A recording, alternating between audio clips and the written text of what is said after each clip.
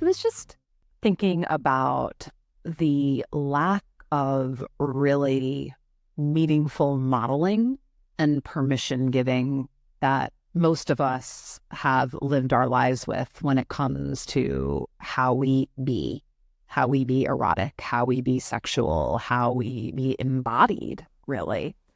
And even though these are words that maybe have become trendy and they're things that perhaps as you've moved through life, you have chosen to explore for yourselves, the reality is that we carry the formative imprints. We carry with us those early years where we were fumbling around, needing guidance and didn't have it.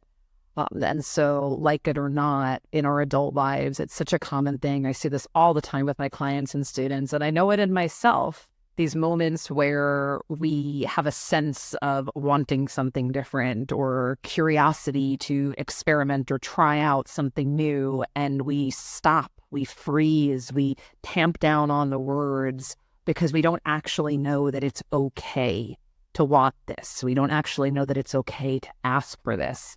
This came up yesterday. I was in a session with a client who is in her 50s and exploring her sexuality in a really committed and focused way after having been in a long-term marriage, after having parented, after having done so many things. And frankly, she's been having a lot of great sex lately.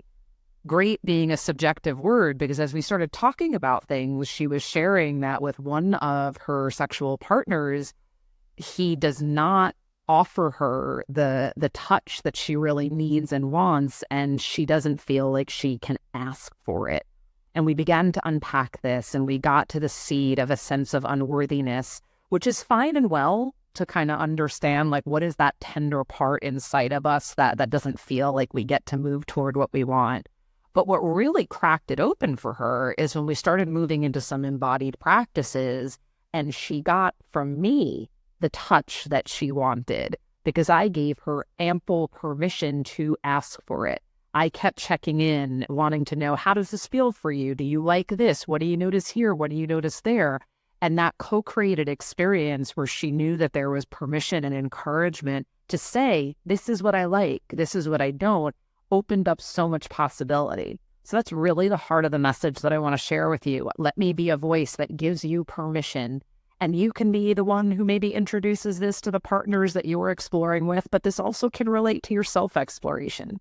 You have permission to try things out. You have permission to say, this is what feels good to me and this doesn't. You have permission to say, here's how I would like to be touched. Here's how I would like to touch you. And then if it involves another person, to be in a negotiation, a consent-based negotiation about how you want to relate with each other. You have permission to ask for more. You have permission to guide your experience in accordance with your preferences, your desires, your boundaries. And this really unlocks so much permission, so much possibility, so much goodness in how we move around in our bodies, in our lives, in our relationships. So may this encourage and inspire you to move in the direction of more of what you want for yourself. And I really hope to hear how that goes for you. So please feel free to leave a comment and let me know.